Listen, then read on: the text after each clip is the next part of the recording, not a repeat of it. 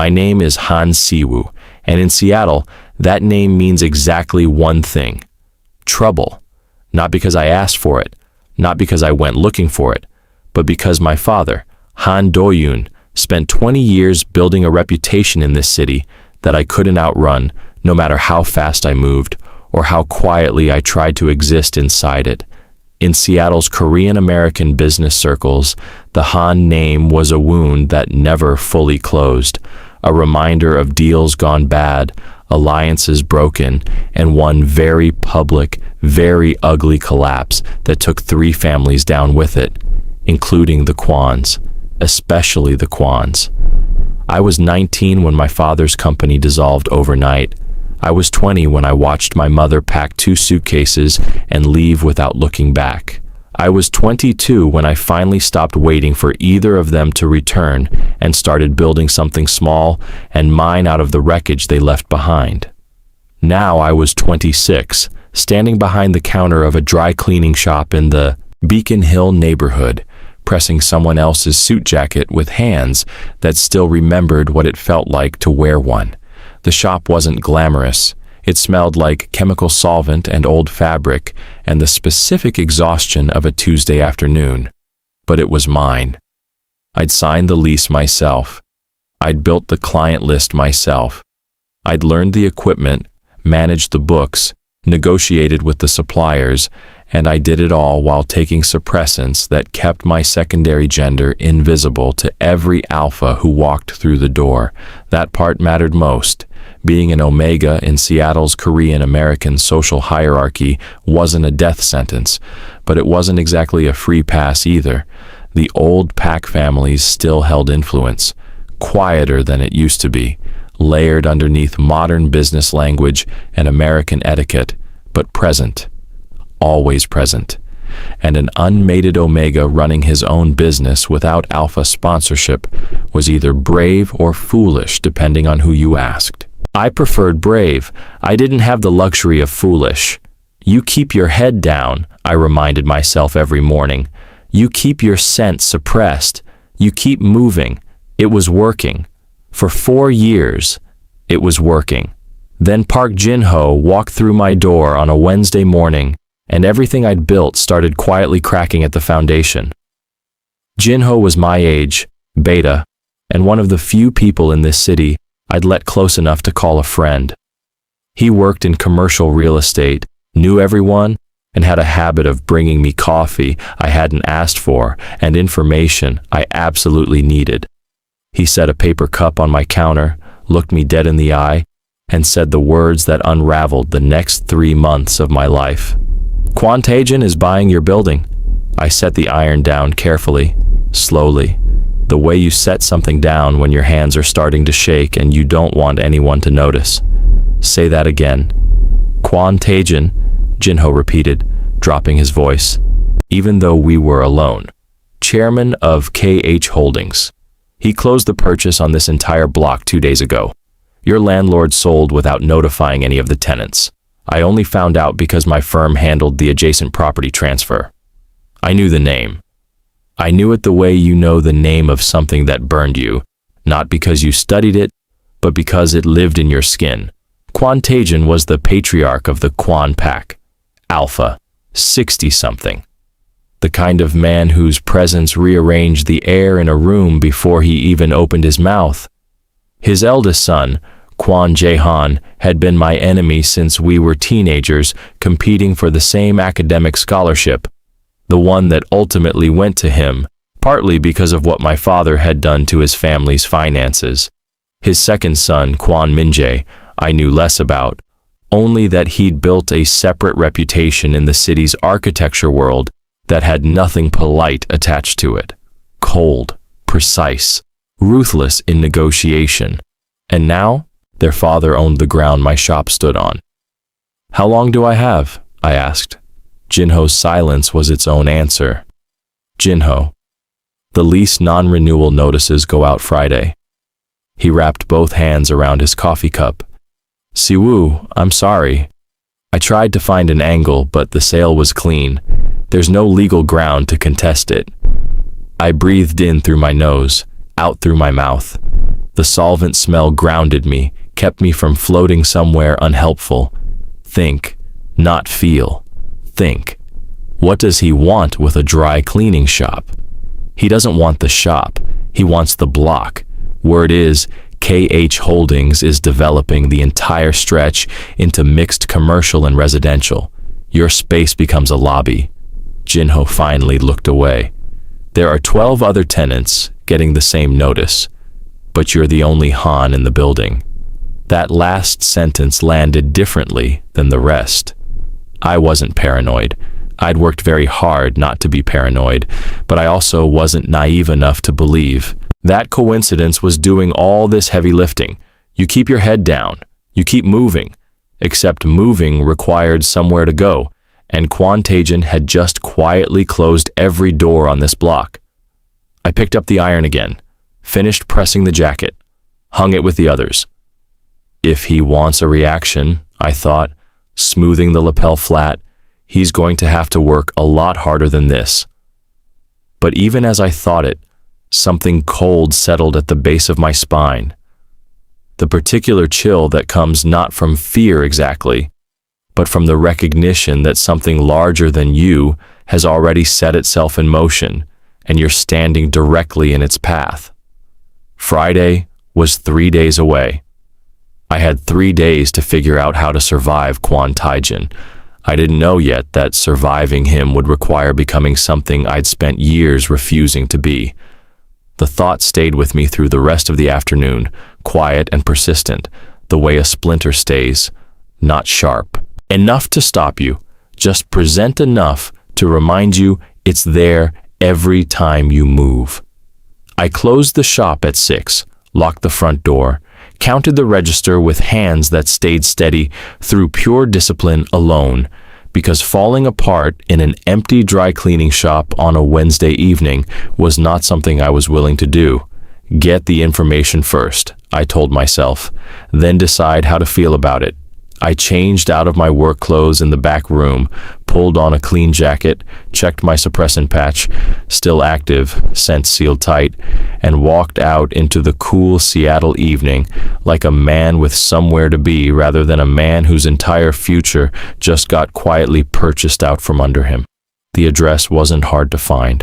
Jinho had texted it without me asking, because he knew me, and he knew I wasn't going to sit still.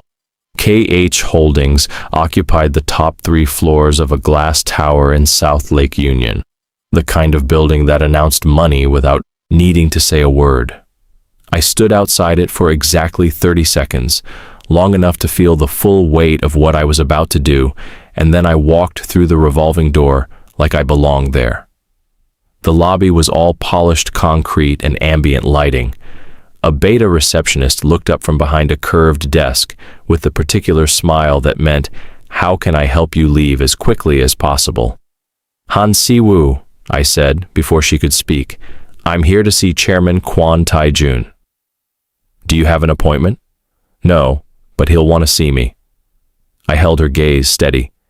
"Tell him the name." She held my gaze for a moment, evaluating, then picked up the phone. I stood with both hands relaxed at my sides, breathing evenly, watching the elevator bank across the lobby like I had nowhere else I'd rather be. Inside, my heartbeat was doing something complicated. Outside, I was completely still. "This is just a conversation," I told myself. "You've survived worse than a conversation." The receptionist set the phone down. Something shifted in her expression. Surprise, quickly smoothed over. "He'll see you. 42nd floor. Someone will meet you at the elevator." I nodded, walked to the elevator, pressed the button. The doors opened. And that's where my plan, which had felt solid and reasonable 12 minutes ago, met its first complication. Because standing inside the elevator, arms crossed, jaw set, wearing an expression that could have cut glass, was Kwon Jaehan. My enemy. In the flesh. He was taller than I remembered. We hadn't been in the same room since we were 18, competing at a scholarship panel in front of a room full of judges, and back then, we'd been boys performing competence for adults who held our futures in their hands. Now he was 28, and the boy was completely gone. What stood in his place was a broad-shouldered, sharp-eyed alpha who looked at me like I was a problem he'd already calculated 3 solutions for. His scent hit before he said a single word, and that was the complication. Suppressants handle projection. They seal your own scent in. What they don't do, what they have never done, in all the years I'd been taking them, is protect you from someone else's. Kwon Jaehan smelled like pine resin and cold mountain air, and something underneath that I had no clean vocabulary for, something that bypassed thought entirely and went straight to the base of my skull like a key finding a lock it didn't know existed. No. I shut it down, stepped into the elevator, pressed 42. He didn't move, didn't uncross his arms, just watched me from the side of the elevator like I was something he wasn't sure whether to address directly. Han Si-woo, he said finally. Kwon Jaehan, I said back, with exactly the same inflection.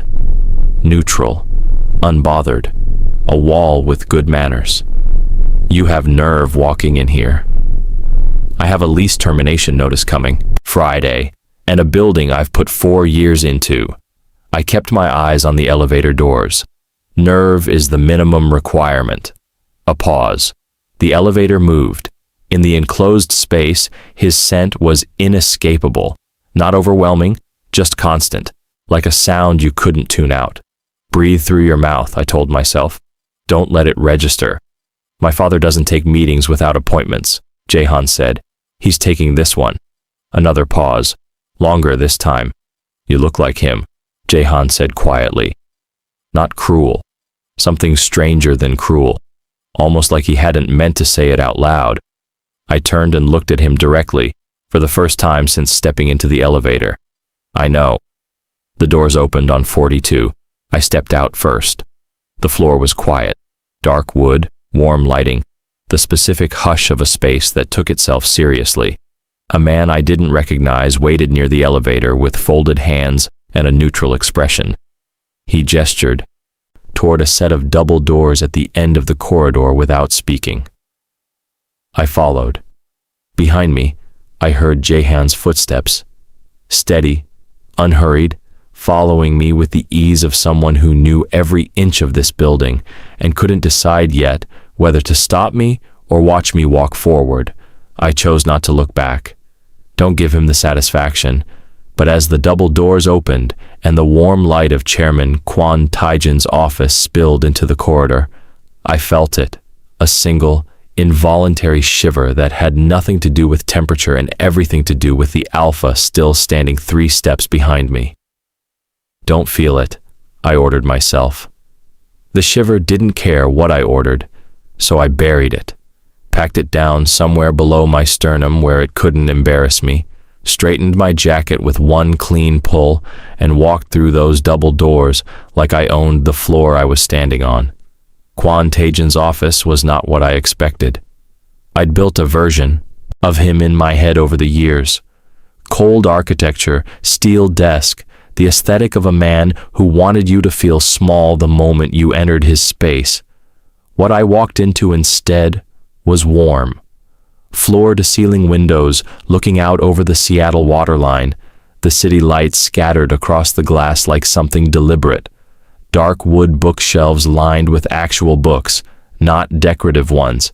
A sitting area with 2 low couches and a coffee table, where a ceramic teapot sat steaming beside 2 cups that had already been poured.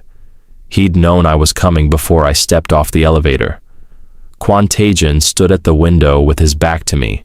He was shorter than his son, broader through the shoulders, and his hair had gone fully silver in a way that looked less like aging and more like a choice.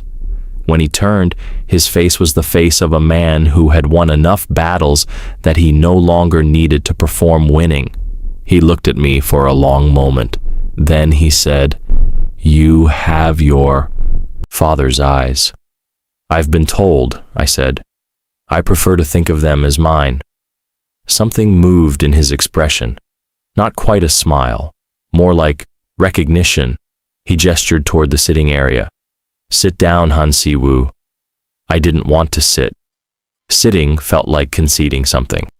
But I also understood that refusing to sit was its own kind of tell, so I crossed the room and sat on the edge of the couch nearest the door, back straight, hands loose in my lap.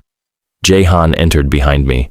I heard him settle somewhere off to my left, far enough back that I couldn't see him in my peripheral vision without turning my head, which meant he could watch me without me watching him back. Calculated, I noted. Both of them. Taejun sat across from me, lifted his tea. Didn't offer mine yet, which was interesting. In Korean social dynamics, the order of offering mattered. He was telling me something without saying it. I decide the pace here. I already knew that. I just wasn't going to perform being unsettled by it. You came here to negotiate, Taejun said. I came here for information, I said.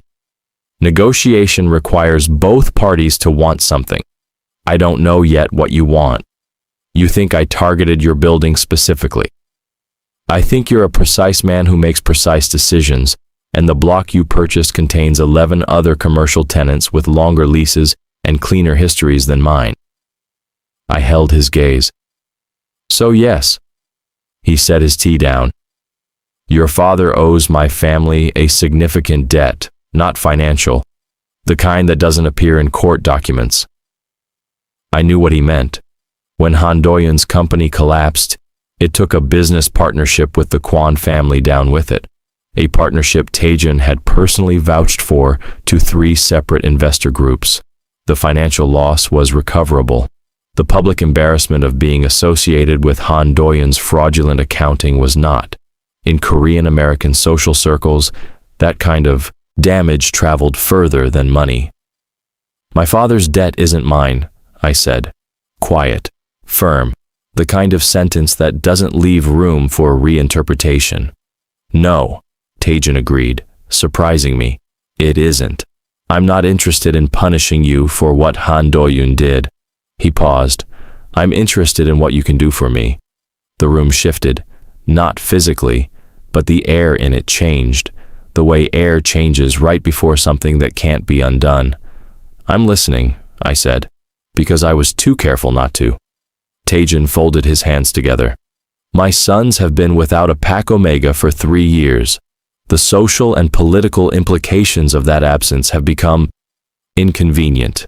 There are alliance discussions, formal PAC gatherings, and a significant business merger negotiation happening over the next 60 days that require our PAC to present a complete and stable structure. He looked at me with the directness of a man who had rehearsed none of this because he didn't need to. I want you to fill that role, temporarily, 60 days. The silence that followed was profound. I was aware of my own heartbeat, aware of the tea cooling in the cup in front of me, aware of Jaehan somewhere behind my left shoulder, very, very still. You want me, I said slowly, to pretend to be your son's Omega. I want you to perform the role in social and professional contexts, PAC gatherings, business dinners, the merger events, nothing beyond that. Taejun's voice didn't waver. In exchange, your lease continues. Your building is removed from the development plan, and I will personally ensure that no KH Holdings affiliate touches any business you choose to operate in this city for the next 10 years. It was an extraordinary offer. It was also an extraordinary trap. I thought about the lease termination notice coming Friday. I thought about 4 years of work, 4 years of quiet and discipline and keeping my head down. I thought about what it would mean to walk away from this office and watch everything I'd built get converted into someone's lobby. Then I thought about what he was actually asking me to do. Your sons, I said, do they know you're here making this offer? Behind me, Jaehan's voice came low and controlled and absolutely furious. No. I turned then, looked at him directly. His jaw was tight, his arms crossed, his eyes holding something that was caught somewhere between rage and something rawer underneath it that he was working very hard to keep contained. He didn't know. The chairman had arranged this entire meeting without telling his own son. I turned back to Taejun. "I'll need 24 hours. He nodded once, like he'd expected exactly that answer. I stood, picked up my jacket, walked toward the door. "Don't run," I told myself. "Walk like you chose this." But as my hand touched the door handle, Taejun's voice followed me across the room, quiet, certain. "Han Si-woo, you should know. I chose you specifically because you are the only Omega in this city with enough spine to survive my sons." I didn't turn around. I walked out, and in the elevator, alone, descending 42 floors back to the ground, I pressed my back against the cold metal wall and let my hands shake for exactly the duration of the ride. Then I stopped, straightened up, and started thinking. The elevator doors opened to the lobby, and I walked through them with my chin level and my eyes forward, past the receptionist who didn't look up, through the revolving door, and out into the Seattle night, where the air hit my face like cold water, and the city kept moving around me, indifferent and loud, and exactly what I needed. I walked 4 blocks before I stopped, not because I was tired, because someone was following me. I knew before I turned. The footsteps had a particular rhythm, unhurried, deliberate, the stride of someone who wasn't trying to catch me so much as making sure I knew he was there. I stopped at the corner of a lit intersection, traffic moving through the wet street, and turned around with my hands in my jacket pockets. Jaehan stopped 6 feet away. He wasn't wearing a coat.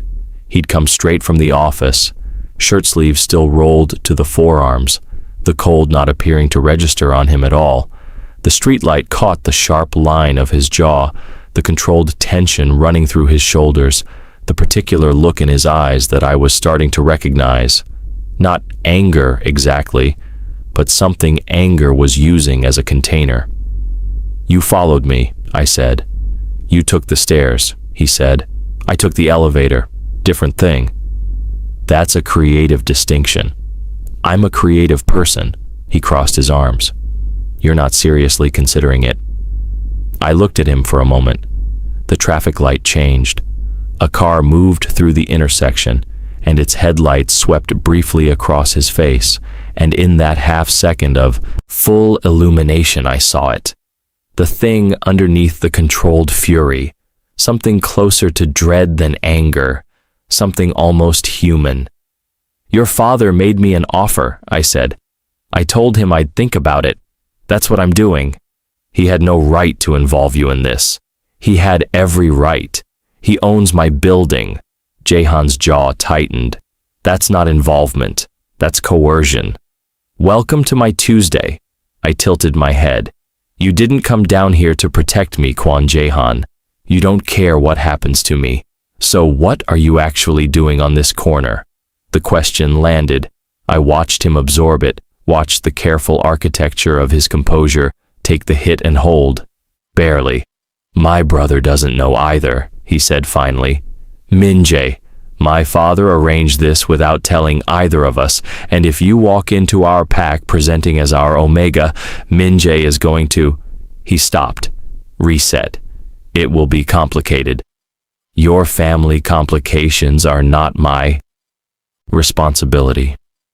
They become your responsibility the second you agree to step inside them." He wasn't wrong. That was the aggravating part. I stood on that wet corner in the November Seattle cold and let the truth of what he just said sit between us without rushing to cover it. "Why does your pack need a presented Omega for a business merger?" I asked. Something shifted in his expression, enough to tell me the answer mattered more than he wanted it to. "The family we're merging with is traditional, old pack structure. They won't finalize an alliance with a pack they consider incomplete." His voice dropped. Not softer, more careful. 3 years ago our pack Omega left. The circumstances were, he left, and we haven't restructured since. He left. The way Jaehan said it carried weight. He clearly wasn't going to unpack on a street corner at night. and I wasn't going to push it. Not yet. So, your father needs a substitute omega for 60 days to close a business. Deal, I said, and he picked the one person in Seattle with the most reason to hate your family. Yes, that's either very stupid or very strategic. With my father, Jaehan said, it's always the second one. I breathed out, watched my breath dissolve in the cold air, thought about Friday, thought about the lease notice, thought about the 4 years of work sitting in that shop on Beacon Hill that would become a lobby in somebody's luxury development if I walked away from this corner and made no decision at all. If I agreed, I said carefully, what would that actually look like, day to day? Jaehan went very still. You're actually considering it. I'm gathering information. Answer the question. He studied me for a long moment. The controlled fury in his expression was doing something more complicated now, layers shifting underneath the surface like weather-changing direction. You'd need to be present at 4 formal pack events over 60 days.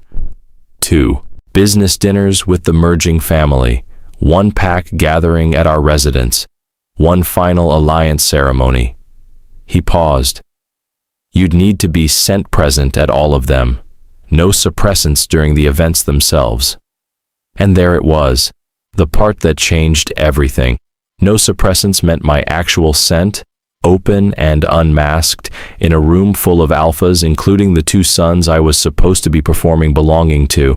It meant biological reality colliding with a performance I'd agreed to keep controlled and professional.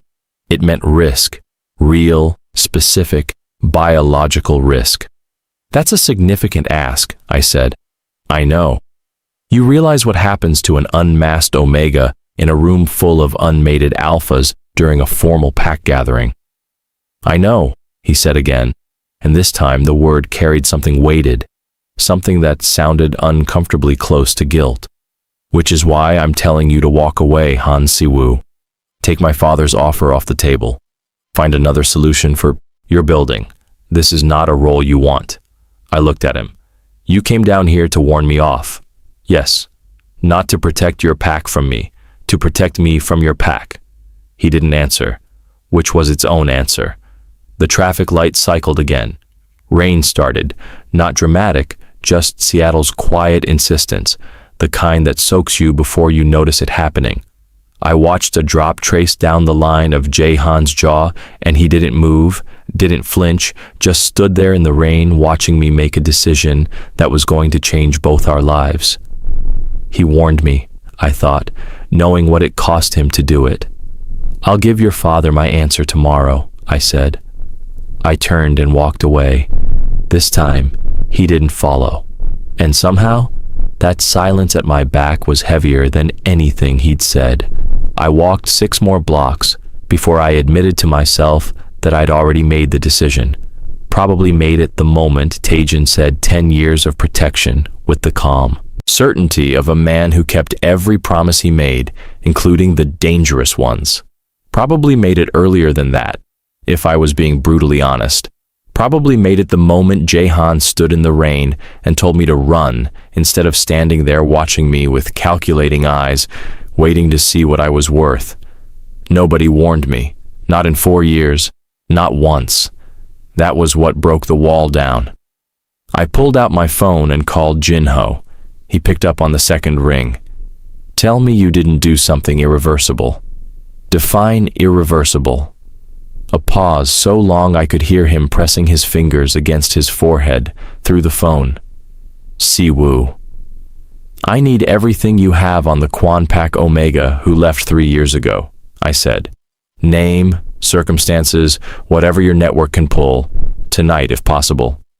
Another pause. Different quality this time. The kind where someone is deciding how much to push back. That's a sealed pack matter. That information doesn't circulate. It circulates somewhere. It always does. I stepped under the awning of a closed bookshop, out of the rain. Jinho, I need to know what I'm walking into. He heard the decision in my voice. I knew he did because he stopped arguing and started thinking, which was the thing I valued most about him. 3 seconds of silence and then, "Give me an hour." "Thank you." "Don't thank me. Call me before you sign anything." He hung up. I stood under that awning and watched the rain sheet down across the empty street and thought about suppressants and scent and the specific vulnerability of being an unmated Omega agreeing to perform belonging in a house full of alphas who didn't choose me and didn't want me there. "You've survived worse," I reminded myself. I was still trying to remember exactly when that had been when my phone buzzed. Not Jinho. An unknown number. Seattle area code. I answered. "Han Si-woo." "I know." The voice was low, unhurried, and carried the specific texture of someone who had never once in his life needed to introduce himself. "This is Kwon Minjae, my father's second son. We haven't met." The cold under the awning got colder. "How did you get this number?" I asked. "The same way my father got your lease records and your suppressant prescription history and the name of every supplier you've negotiated with in the last 4 years." A pause, not cruel, just factual. "We're thorough people." Suppressant prescription history. They knew I was an Omega. Of course they knew. Taejun hadn't selected me randomly. He'd researched me, categorized me, and made a calculated decision before I ever walked through his lobby doors. The warmth of the office, the pre-poured tea, the rehearsed directness, none of it was improvised. It was a stage he'd built before I arrived. I felt something cold move through my chest that had nothing to do with the November air. "What do you want, Kwon Minjae?" I kept my voice level, gave him nothing. "I want to tell you something my father won't and my brother can't." Another pause, measured, deliberate. "The Omega who left 3 years ago, his name was Oh Sung-yun. He was formally bonded to our pack, presented, integrated, and my father drove him out." The rain kept falling. A car moved through the intersection at the end of the block, headlights cutting through the wet dark. "Why are you telling me this?" I asked. "Because you're going to find out anyway," Minjae said, "and I'd rather you hear it without my father's framing around it. Sung-yun didn't leave because he wanted to. He left because my father made the pack environment impossible for him to stay in. Control dressed up as protection, expectation dressed up as care. By the end, Sung-yun couldn't make a single decision about his own life without it passing through my father's approval first." His voice stayed even throughout, which somehow made it worse. He was suffocating, so he ran. I absorbed that, turned it over carefully. "And you're telling me this because my father has chosen you for the same role, and he will do the same thing if you let him." Minjae's voice dropped slightly. "You won't let him. That much is obvious from the fact that you walked into his office tonight without an appointment or a safety net. But I want you to know what you're agreeing to before you agree to it." "2 of you have now told me to walk away," I said slowly. "Your brother on a street corner, you on the phone. Neither of you has any reason to protect me. So what is actually happening here?" A silence, longer than the others. Then Minjae said something that reframed everything I thought I understood about this entire evening. "We're not protecting you, Han Si-woo. We're protecting ourselves. Because if my father brings you into this pack and does to you what he did to Sung-hyun, Jaehan and I will have to watch it happen again. And I don't think either of us can do that a second time." The breath left my body quietly. They weren't cold. They weren't ruthless or untouchable or the clean villains I'd constructed from a distance. They were 2 men carrying the specific guilt of having failed to protect someone who needed it, and the specific dread of watching that failure set up to repeat itself. "Oh, I'm not Oh Sung-yun," I said, quiet, certain, the most honest thing I'd said all night. "No," Minjae agreed, "you're not. That's exactly what worries me." The line went silent. I stood under that awning for a long time after he hung up, the rain surrounding me on all sides, the city moving past without caring, my heart doing something I hadn't given it permission to do. It was cracking open, I realized, not breaking, just opening, making space for a truth I hadn't expected to find inside a trap I'd walked into with both eyes open. They had scars, both of them, different shapes, same source, and somehow that changed everything about the decision I'd already made. Not the biological kind, not yet. The kind that builds in the space between two people who have decided, without saying it out loud, that they are done pretending not to see each other clearly. I called Jinho back from under that awning, rain still falling, phone still warm from Minjae's call. He picked up before the first ring finished. "You're going in," he said. Not a question. "I'm going in," I confirmed, a long exhale on his end. "Then I'm sending you everything I found on Oh Seung-yeon right now. Read it tonight. All of it. And Siwoo." He paused. "Go in with your eyes open and your scent locked until you choose to unlock it. Don't let anyone in that house make that choice for you." "Nobody makes choices for me," I said. "I know. I just needed to say it." He hung up. The files came through 60 seconds later. I read them standing under that awning in the rain, the screen brightness too high for the dark street. Each paragraph landing with the particular weight of a truth that had been buried carefully and exhumed without ceremony. Oh Seung-yeon had been 23 when he formally bonded to the Kwon pack.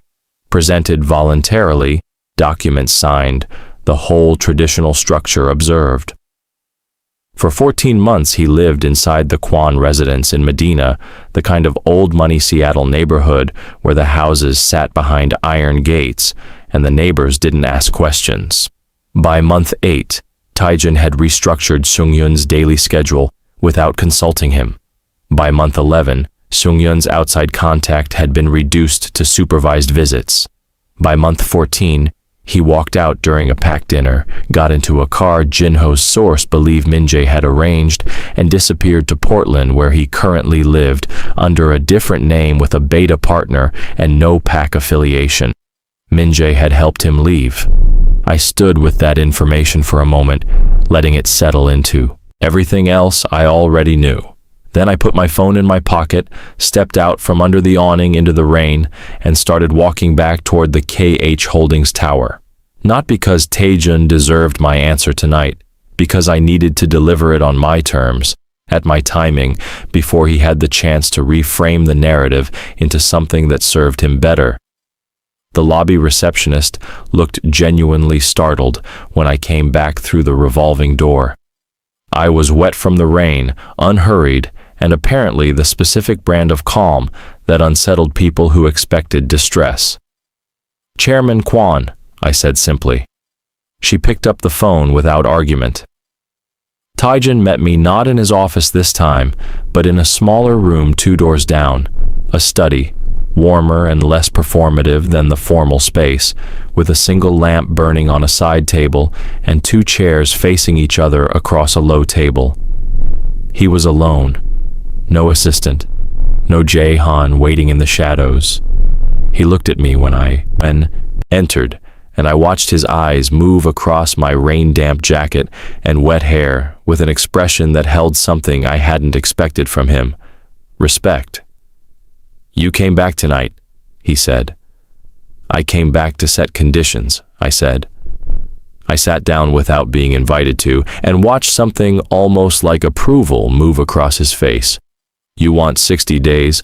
I'll give you 60 days, but I need you to hear exactly how this works before I sign anything." He folded his hands. "Go ahead." "I am not Oh Seung-yeon." I held his gaze without flinching. "I don't live in your house. I don't restructure my schedule around your approval. I attend the 4 events you specified. I perform the role at those events with full commitment, and outside of them, my life stays mine. You don't contact my suppliers, you don't access my medical records again, and the lease protection is in writing before I walk into a single room with your sons." The silence that followed was long enough to be its own kind of test. Then Taejun said, "You know about Seung-yeon?" "Yes." "Minjae." Does it matter who? He looked at me for a long moment. Something shifted in his expression. Not guilt exactly, but the particular stillness of a man confronting a version of himself he'd spent time not examining. The conditions you've outlined are reasonable, he said finally. I'll have the agreement drafted with your terms included. Tonight, he agreed. I nodded once, started to rise. Han Si-woo. His voice stopped me, quieter than before. The chairman register dropped away, and something older and more tired came through underneath it. I am aware of what I did to Sung-yun. I am aware it was wrong. I am not asking you to forgive that or excuse it. I am asking you to believe that I brought you here specifically because I knew you wouldn't allow it to happen again. I looked at him, really looked, past the silver hair and the composed authority and the calculated warmth of the room he'd built around himself. He believed what he was saying. That was the most complicated part. He wasn't performing remorse to manage me. He genuinely believed that choosing someone strong enough to resist him was the same as having changed. It wasn't, but that was a conversation for later. Get me the paperwork, I said. I was in the elevator going down, contract photographed and sent to Jinho for review when the doors opened on the lobby and Jaehan was standing there, not waiting, arriving, jacket on now, car keys in his hand, clearly leaving for the night. We looked at each other across the lobby. You agreed, he said. I set conditions. Your father accepted them. Something moved through his expression too fast for me to name. He crossed the lobby until he was close enough that his scent reached me again. Pine and cold mountain air and that undertow of something I still didn't have clean language for. My suppressant, patch held. My scent stayed sealed, but his hit me like a second heartbeat, overlaid on my own.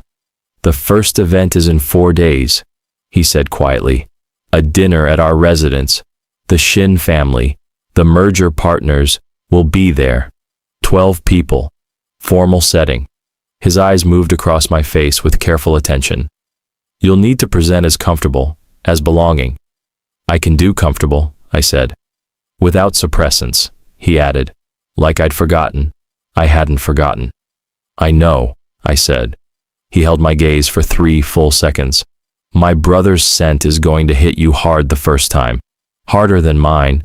I'm telling you now so it doesn't catch you off guard in front of the Shin family. The honesty of it was so unexpected it almost cracked my composure. Almost. Thank you, I said. Meant it. He nodded once, moved a step past me toward the exit. His arm brushed mine as he passed. Sleeve against sleeve, half a second of contact through 2 layers of fabric, and my entire nervous system registered it like a live wire had grazed my skin. I stood very still until the revolving door closed behind him. 4 days, I thought. 4 days to prepare for the moment I take off the suppressant patch and walk into a room with both of them unmasked. My heart was doing that complicated thing again. I told it to stop. It didn't listen. 4 days moved the way time moves when you're simultaneously dreading and preparing for something. Too fast during the hours you spent doing practical things. Brutally slow during the hours you spent lying awake, running scenarios through your head like a general mapping a battlefield he'd never actually stood on. I researched the Shin family, old Korean-American money, 3rd generation Seattle, traditional pack structure with 2 unmated alpha sons and a patriarch who still conducted formal alliance discussions the way they were done 40 years ago, seated, tea served in a specific order, scent introduction treated as a sacred social ritual rather than a biological accident. I researched the Kwon residence in Medina, studied the layout from property records Jinho pulled, memorized the names of everyone who would be in that room. I did not research how to survive removing my suppressant patch in a house full of alphas. There was no research for that. Just the knowledge, quiet and certain in the back of my mind, that my body had been chemically sealed for 4 years, and the first time it breathed open in a room like that one, every alpha present was going to feel it. I removed the patch in my car, parked outside the Kwon residence gates at exactly 7:43 in the evening. The Medina house was not what the word residence suggested. It was a compound in the way that old Korean American pack homes sometimes were. Main house, surrounding grounds, a gate that required a code and a face scan, everything behind mature trees that blocked the sight. Lines from the road. Inside the gate, a curved driveway led to a house that was all dark stone and warm light, windows glowing amber against the November dark. I sat in my car and peeled the patch from my wrist. For a moment, nothing happened. Just the sensation of skin that had been covered now exposed to open air, the faint chemical smell of the adhesive dissolving. Then, slowly, like a door swinging open on a room that had been sealed for years, I felt my own scent begin to surface, faint at first, then fuller, the particular warmth of it filling the enclosed car around me like something I'd forgotten I carried. There you are, I thought, and didn't examine why it felt like grief. I checked myself in the rearview mirror. Dark dress shirt, clean lines, nothing that performed submission or requested approval. I looked like exactly what I was, a man who had agreed to be present, not one who had agreed to be managed. I got out of the car and walked to the front door. Minjae opened it before I knocked. I had built Minjae from a phone call and a second-hand reputation, and neither had fully prepared me for the physical reality of him. Where Jaehan was broad and sharp-edged and carried his alpha nature like a controlled current, Minjae was leaner, quieter in his body language, with dark eyes that moved across a room the way an architect's eyes moved, measuring, calculating, finding the structural points before anything else. He was wearing a charcoal dress shirt with the collar open, and he looked at me for exactly 1 second before stepping back to let me in. His scent hit me in that 1 second. Jaehan had warned me. He'd said Minjae's scent would hit harder, and I had filed that information away and thought I understood it intellectually. I did not understand it intellectually. Understanding it intellectually was not remotely the same as standing in a doorway and having it land against my unmasked skin like a hand pressed flat against the center of my chest. Cedar and dark water and something mineral underneath, like stone after rain. It bypassed every layer of composure I'd constructed over 4 years and went directly to the biological core of me, the part that didn't take instruction. The part I'd spent years sealing behind chemistry and discipline. My body registered it as safe. That was the most dangerous thing it could have told me.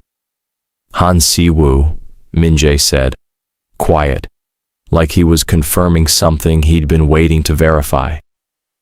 Kwon Minjae, I said back. My voice came out steady. I was proud of that. His nostrils flared slightly, controlled, almost imperceptible. But I caught it. He'd caught my scent, the real one, unmasked and open for the first time in this space. Something moved through his expression that he shut down before it could fully form.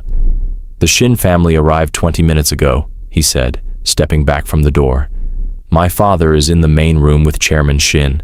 Jaehan is here, Jaehan said. He came from the hallway to the left, and I had approximately 0 seconds to prepare before his scent layered over Minjae's in the warm air of the entry, and my entire nervous system simply stopped following orders. Pine and cold mountain air, and that undertow I still didn't have language for, now mixed with cedar and dark water, filling the space around me in a combination that my unmasked biology processed as something it had no appropriate response to except more. I felt the heat start, not dramatically, not the way stories described it, not a wave, not a crash, more like an ember catching in the center of my chest, small and precise and absolutely certain of itself, a warmth that spread outward from my sternum with quiet, devastating patience. No. My internal voice was very calm about it. Absolutely not. Not here, not now. Not in the Kwon family entryway 20 minutes before a formal packed dinner with 12 people and a business merger on the line. My body's response to this objection was to send another wave of warmth up my spine. Jaehan saw it. I watched his pupils dilate in real time, just slightly, just enough, as my scent hit him unmasked for the first time. His jaw tightened. His hand, hanging at his side, closed into a loose fist. "You removed the patch," he said. "As agreed," I said. "That was—" He stopped. Something crossed his face that I hadn't seen there before. Not anger, not calculation. Something stripped and unguarded that lasted less than a second before he rebuilt the wall. "Your scent is—" "I'm aware of what my scent is," I said quietly. "I need you both to give me a moment." Neither of them moved. "Please," I said. The word cost me something. I didn't use it often. Minjae moved first, 2 steps back, creating space, his eyes still on me with that measuring architectural attention. Jaehan took longer, but he stepped back too. I breathed in through my nose, which was a tactical error because breathing in meant taking both their scents deeper, and out through my mouth. Counted 4 beats. Felt the ember in my chest steady itself into something I could contain, barely, by sheer force of the discipline I'd spent 4 years building. "You are Han Siwoo," I told myself. "You walked into Kwon Taejun's office without an appointment. You set conditions a chairman agreed to. You are not going to let your own biology humiliate you in a doorway." The ember banked, didn't go out, but banked. I lifted my head, straightened my spine. "Take me to the dining room," I said. Minjae made a sound that wasn't quite a laugh, but lived in the same neighborhood. Jaehan looked at me with something in his eyes that I absolutely was not going to examine right now. They took me to the dining room, and that was where the first twist detonated, because seated at the far end of the table, next to Chairman Shin, wearing an expression of pure controlled shock at the sight of me, was a face I recognized. Oh Seung-yeon, alive, composed, and apparently the eldest son of the Shin family's closest business ally, here, in this house, at this table, looking at me like I had just walked into the worst possible version of a story he thought he'd already escaped.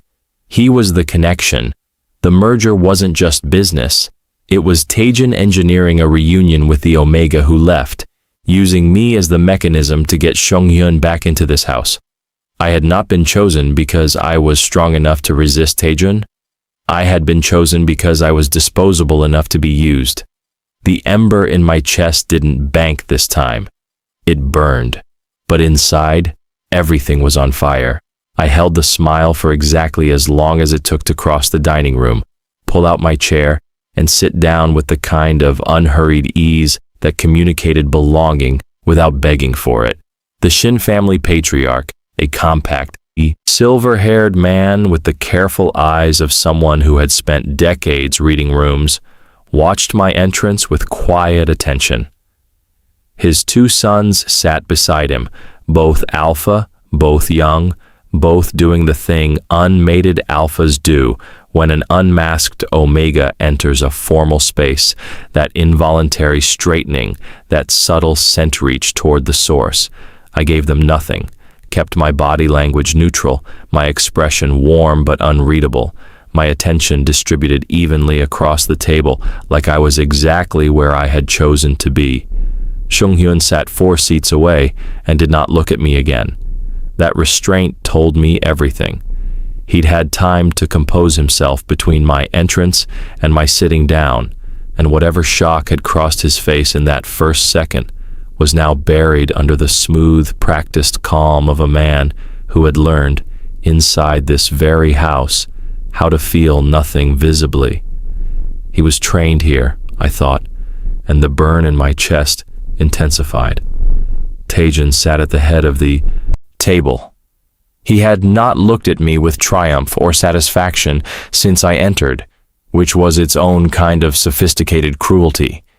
He didn't need to perform the win. He'd already calculated it. I was sitting at his table, unmasked, next to his sons, and Oh Sung-hyun was 4 seats away watching it happen. The dinner moved forward. Tea was poured in the correct order. Taejun, then Chairman Shin, then the Shin sons, then Jaehan, then Minjae, then me. I noted the placement without reacting to it. Correct traditional pack structure. Omega last, after the bonded alphas, before the unmated guests. It positioned me clearly without requiring a single word. Calculated, I noted again. Everything in this room is calculated. Minjae poured my tea himself. I don't think he planned it. His hand was simply closer to the pot when the server paused, and he reached across and filled my cup with the quiet efficiency of someone performing a reflex rather than a statement. But Chairman Shin noticed. I saw his eyes move between Minjae and me with the particular attention of a man recalibrating his understanding of a situation. And Taejun noticed that Chairman Shin noticed. There it is, I thought. That's the performance he needed. Minjae pouring my tea without being asked. Pack intimacy made visible. The ember in my chest spread another degree. I reached for my tea, lifted it, made myself take a slow, deliberate sip, while the heat climbing my spine tried to convince me that deliberate slowness was not currently an option. The heat was progressing. Not dramatically. My body was still under command, still manageable, but the combination of 2 alpha scents in an enclosed warm space, a formal pack structure being performed around me, and the biological reality of 4 years of suppressants suddenly absent was creating a compounding effect that no amount of preparation had fully accounted for. I needed to get through 2 hours. I could get through 2 hours. Conversation moved across the table in the careful, layered way of formal Korean-American packed dinners, business discussed through the language of family, alliance framed as kinship, negotiation dressed as warmth. Chairman Shin asked about the Kwon family's expansion plans with the specific phrasing that meant he already knew the answers and was testing how they were delivered. Taejun answered with the kind of precision that communicated he knew he was being tested and found it mildly interesting. Jaehan spoke twice, both times to redirect a line of conversation that was moving toward territory that would have required me to perform more intimacy than we'd established. I caught it both times. The subtle reframe, the shoulder angled slightly toward me, the body language that said, "This Omega is under my consideration," without requiring verbal confirmation. He was protecting the performance, not me. The performance. I told myself that distinction mattered. Then, Seung-hyun spoke. He'd been quiet through most of the dinner, present but peripheral, the way someone sits in a room they've decided to survive rather than inhabit. But Chairman Shin asked him a direct question about the Portland expansion of the Shin family's holdings, and Seung-hyun answered with a composure so complete and a voice so steady that I felt something tighten in my throat, listening to it, because I recognized that composure. I used it myself, the kind built not from confidence, but from the long, exhausting practice of refusing to let anyone see you bleed. His eyes met mine once during the answer. 1 second, the briefest possible acknowledgement, and in it I saw something that hit harder than anything else that had happened in that room. "I'm sorry you're here," his eyes said. "I know exactly what he's doing." And I couldn't stop it. I gave him the smallest nod I could manage. "I know," mine said back. "I'm not what he thinks I am." Something shifted in Seung-hyun's expression. Not relief. Something more complicated and more human than relief. The recognition between 2 people who have survived the same source of damage and found each other across a dinner table in the house where it happened. That was the moment Jaehan saw. I felt him go still beside me, not the controlled stillness of a man performing pack calm, but the particular stillness of someone who has just understood something he wasn't meant to understand. His scent shifted almost imperceptibly. The pine note sharpened, the undertow deepened. Under the table, his hand moved, not to touch me, just closer, 2 inches toward my side of the space between our chairs, like a body making a decision the mind hadn't cleared yet. I felt the heat climb another full degree. Not now, I told my own biology. Absolutely not now. And then, Taejun said it. Quietly, conversationally, folded into a sentence about partnership structures as naturally as if it were nothing at all. Of course, the strength of any pack alliance depends on the stability of its omega bond. We're fortunate to have found someone so well-suited to our family. He looked at me with warm, proprietorial pride. Han Siwoo has been an extraordinary addition. 40 days early. We were 40 days from the end of the agreement, and he was publicly claiming me as a permanent addition in front of the Shin family patriarch and Oh Seung-hyun simultaneously. The table waited. Every eye moved to me. The ember detonated. Not the heat, me. The part of me that had signed conditions and set terms and walked into this house with both eyes open specifically to prevent this exact reframe. 4 years of discipline met 1 moment of calculated public ownership and made a decision my hands were already executing before my mind caught up. I set my tea down, looked at Taejun directly across the table, held his gaze with everything I had. Chairman Kwon is generous, I said, with a smile that was warm and precise and contained a message only he could read. Though I think what he means to say is that we're still very much in the process of determining what suits everyone best. I let my eyes move to Chairman Shin with easy confidence. 60 days is a meaningful period. We wanted to be certain before using language like bond. Silence. Then Chairman Shin made a sound that was almost a laugh. Careful and considered. That speaks well of everyone at this table. Taejun looked at me. I looked back. You picked me because I wouldn't let you do this, my eyes said. So don't be surprised that I'm not letting you do this. Something moved across his face. Not anger. Something slower and more reluctant than anger. Respect, arriving unwillingly. Under the table, Jaehan's hand closed over mine. Not performatively. There was no audience angle for it. The tablecloth covered the gesture entirely. Just his hand over mine, warm and certain and communicating something that had nothing to do with the merger or the Shin family or his father's calculations. I see you, it said. What you just did. I see it. The heat in my chest reached a level I could no longer fully manage. I turned my hand over under the tablecloth, just slightly, just enough that his palm met mine, and held on, and it cost everyone something real. The Shin family left at 10:15. I heard the cars pull down the driveway from where I stood in the hallway outside the dining room, my back against the cool wall, eyes closed, the heat in my body doing something I could no longer diplomatically describe as manageable. It was not manageable.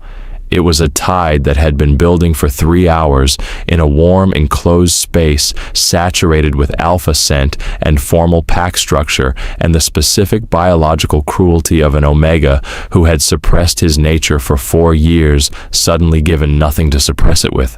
My skin felt too warm. My pulse was running faster than it should. The ember that had started in my chest at the front door had spread outward until it lived in my hands, my throat, the back of my neck, a warmth so constant and so insistent that thinking through it required the kind of focused effort that left no resources for anything else. 2 more minutes, I told myself. Get to your car, get the patch back on, get home. Minjae found me first. He came around the corner from the main room and stopped when he saw me. Back against the wall, jaw set, eyes open now, and probably communicating more than I wanted them to. He didn't say anything immediately. just looked at me with those measuring dark eyes and understood the situation with the efficiency of someone who had lived with an omega in heat before and knew exactly what the early stages looked like. "How long?" he asked quietly. "I'm fine." That wasn't the question. I looked at him. Since the front door. Something tightened in his, expression. 3 hours. Not accusatory. Just the weight of the math landing. "I have a patch in my car," I said. "I just need to get to my car." "The patch won't work as a reset once the cycle starts," he said. "You know that." I did know that. I had known that and chosen not to examine it too closely because examining it would have required acknowledging that removing the patch tonight carried a risk I hadn't fully priced into the agreement. "I'll manage," I said.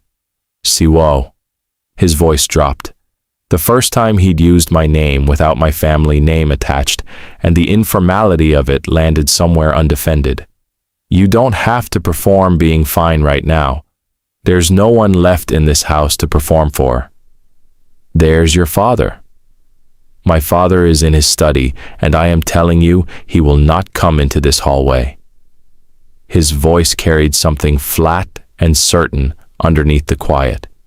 A boundary being stated, not requested. I looked at him for a long moment.